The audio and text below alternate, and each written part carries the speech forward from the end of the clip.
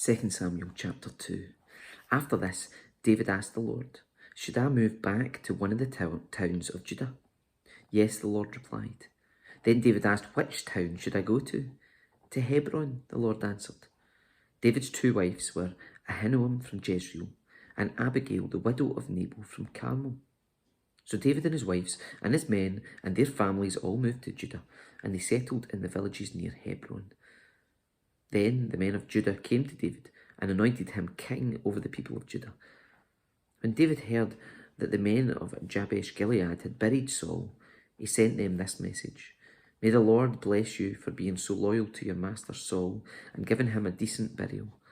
May the Lord be loyal to you in return and reward you with his unfailing love.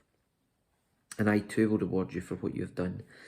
Now that Saul is dead, I ask you to be my strong and loyal subjects, like the people of Judah, who have anointed me as their new king."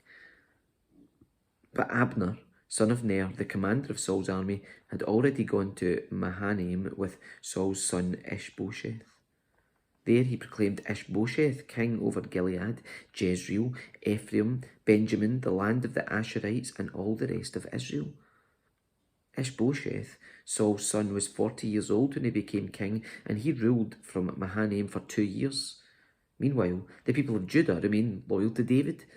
David made Hebron his capital, and he ruled as king of Judah for 7.5 years. One day, Abner led Ishbosheth's troops from Mahanaim to Gibeon. About the same time, Joab, son of Zeruiah, led David's troops out and met them at the pool of Gibeon. The two groups sat down there, facing each other from opposite sides of the pool. Then Abner suggested to Joab, "Let's have a few of our warriors fight hand to hand here in front of us." "All right," Joab agreed. So 12 men were chosen to fight from each side. 12 men of Benjamin representing Ishbosheth, son of Saul, and 12 representing David. Each one grabbed his opponent by the hair and thrust his sword into the other's side so that all of them died. So this place at Gibeon has been known ever since as the Field of Swords. A fierce battle followed that day, and Abner and the men of Israel were defeated by the forces of David. Joab, Abishai, and Asahel, the 3 sons of Zeruiah, were among David's forces that day. Asahel could run like a gazelle, and he began chasing Abner. He pursued him relentlessly, not stopping for anything. When Abner looked back and saw him coming, he called out, "Is that you, Ahaziel?" "Yes, it is," he replied. "Go fight someone else," Abner warned. "Take on one of the younger men and strip him of his weapons." But Asahel kept right on chasing Abner.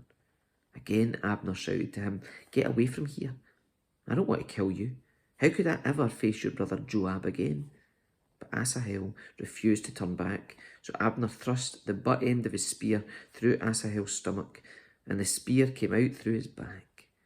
He stumbled to the ground and died there, and everyone who came by that spot stopped and stood still when they saw Asahel lying there. When Joab and Abishai found out what had happened, they set out after Abner.